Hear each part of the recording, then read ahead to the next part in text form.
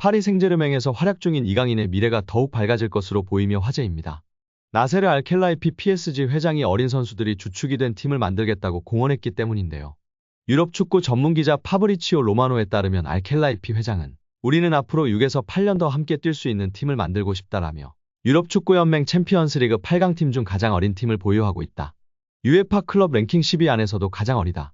정말 자랑스러운 일이다라고 말했습니다. 현지에서는 알켈라이피 회장의 발언에 대해 미래 자원들로 리빌딩에 착수할 거라고 선언한 것으로 보고 있습니다. 킬리안 음바페가 떠난 후 새로운 청사진을 그리고 있다는 분석입니다. 영국 비사컨은 PSG의 알켈라이피 회장은 장기 프로젝트를 그리고 있다.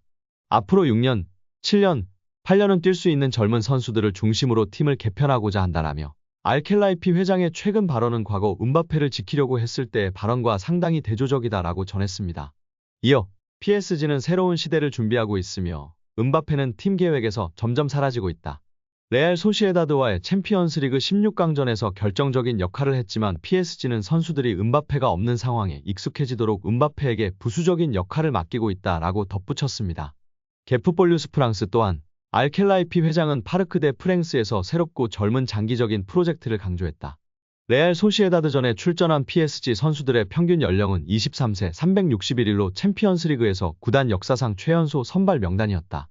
경기 후에도 알켈라이피 회장은 라커룸을 찾아가 선수들에게 부담 갖지 말라고 격려했다라며 현재 PSG가 리빌딩에 돌입했다고 설명했습니다.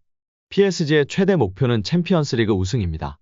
프랑스 내에서는 적수가 없지만 유럽 무대에서는 힘을 쓰지 못했는데요. 2019년도 시즌 준우승이 가장 좋은 성적이었습니다. 알켈라이피 회장은 급하게 도전할 생각이 없습니다. 시간이 조금 걸리더라도 미래를 보장할 수 있는 선수들로 팀을 만들어 계속 도전하겠다는 입장입니다. RMC 스포츠에 따르면 알켈라이피 회장은 선수들은 매 경기 승리를 원하지만 현실적이어야 한다. 우리는 팀을 구성하는 과정에 있으며 선수들 대부분이 어리다. 새로운 팀을 만드는 과정이기 때문에 쉽지 않다라며 팀을 만들었다고 해도 선수들이 준비가 된 것은 아니다라며 충분히 기다릴 필요가 있다고 강조했습니다. 회장이 직접 젊은 선수들로 개편하겠다는 뜻을 밝힌 만큼 이강인의 미래도 좀 더 밝아질 것으로 기대되고 있습니다. 2001년생 이강인은 얼마 전 23번째 생일을 맞았습니다. 알켈라이피 회장이 언급한 6에서 8년 동안 활약할 수 있는 선수에 부합하는 나이대입니다. 프랑스 매체 르파리지앵은 24일 PSG의 로리앙전 선발 명단을 예측하면서 이강인의 선발 출전을 점쳤습니다.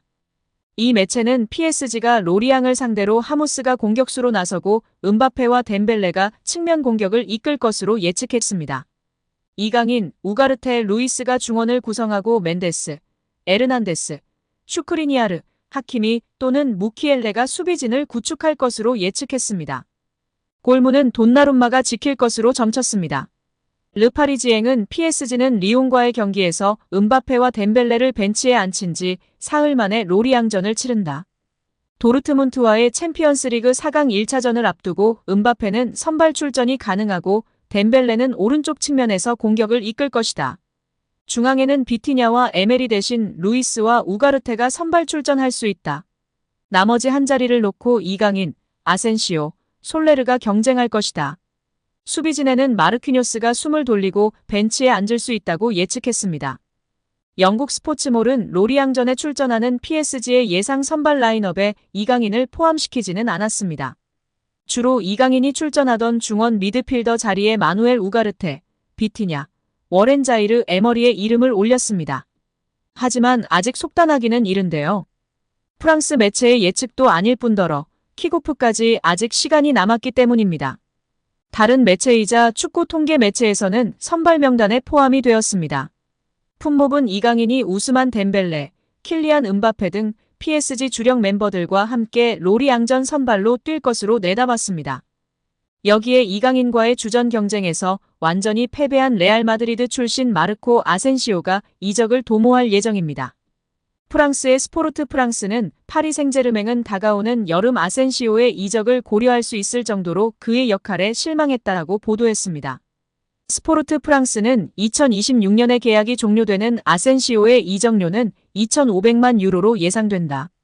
아틀레티코 마드리드가 그를 주목할 것이며 이미 그의 에이전트인 호르헤 멘데스와 접촉이 시작됐다라며 아센시오의 이적 가능성을 전했습니다. 아센시오는 올 시즌을 앞두고 이강인, 우스만 덴벨레, 랑달콜로 무아니 등과 함께 PSG에 합류한 신입생입니다. 영입 당시 기대감은 적지 않았습니다. 이미 레알 마드리드에서 확실한 킥 능력을 바탕으로 공격 라인 전 지역을 소화하는 기량을 입증했습니다. 다만 레알에서의 경쟁에서 뒤처졌고 부상 등의 문제로 결장하는 기간도 발목을 잡으며 PSG로 이적했습니다. 이강인과의 경쟁도 예상됐는데요. 리오넬 메시 이적 이후로 왼발잡이 윙어와 공격형 미드필더 포지션의 보강을 노렸던 PSG이기에 이강인과 아센시오가 비슷한 포지션에서 활약하며 주전 자리를 두고 다툴 것으로 많은 프랑스 언론이 전망했으며 아센시오의 우위를 점치는 의견도 적지 않았습니다. 하지만 시즌이 시작되고 아센시오는 부상과 선발 제외 등으로 어려운 시간을 보냈지만 이강인은 아시안게임, 아시안컵 등 한국 대표팀 일정으로 빠지는 기간을 제외하고는 꾸준히 선발로 이름을 올리며 루이스 엔리케 감독의 애제자로 성장했습니다.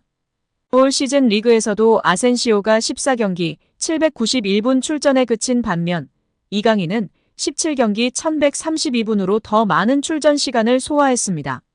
출전 시간 대비 경기 평점도 아센시오보다 이강인 더 높은 상황입니다.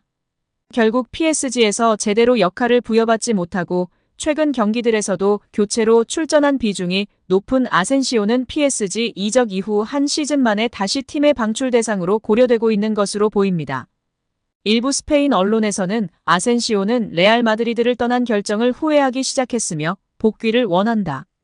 그는 레알을 떠난 것을 실수라고 믿고 있다라며 레알 복귀까지 고민하고 있다고 밝혔습니다.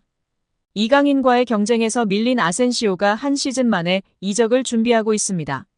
다만 올 시즌 활약을 고려하면 레알 복귀나 B클럽 이적들은 쉽지 않을 전망입니다. 스페인이자 레알 출신 스타 선수 아센시오를 확실히 밀어냈다는 반증의 기사인데요. 우리 이강인 선수 정말 대단하고 자랑스럽습니다. 이제 챔스 4강 등 굵직한 경기에서 더욱 맹활약하길 기대하고 응원하겠습니다. 여기에 국내 축구 전문가는 이강인이 프랑스 매체의 혹평을 받고 있으나 객관적인 시선이 아니라고 주장하며 화제가 되고 있습니다. 축구 통계 매체 소파스코어, 품목 등을 통해 선수들의 평점을 순위별로 나열해보면 이강인은 파리 생제르맹 선수 중 9위에 위치하고 있습니다.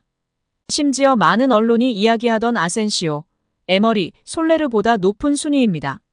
비슷한 평점으로 높게는 7위까지도 가능한 순위인 상황입니다. 축구 통계 매체는 언론사의 주관적인 평가가 아닌 기회 창출, 키패스, 드리블 성공률, 패스 성공률 등을 기반으로 평점을 내리는 매체들이기 때문에 객관적이라고 볼 수 있습니다.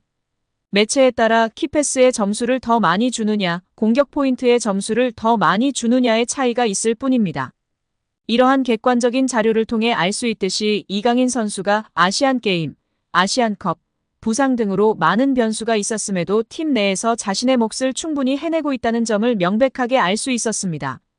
이강인 선수가 결국 객관적으로 에머리, 솔레르, 아센시오보다 더 나은 모습을 보여주고 있습니다. 근소한 차이지만 하무스보다도 더 나은 모습이며 위카 에르난데스, 다닐루 페레이라와 비슷한 경기력을 보이고 있는 것입니다.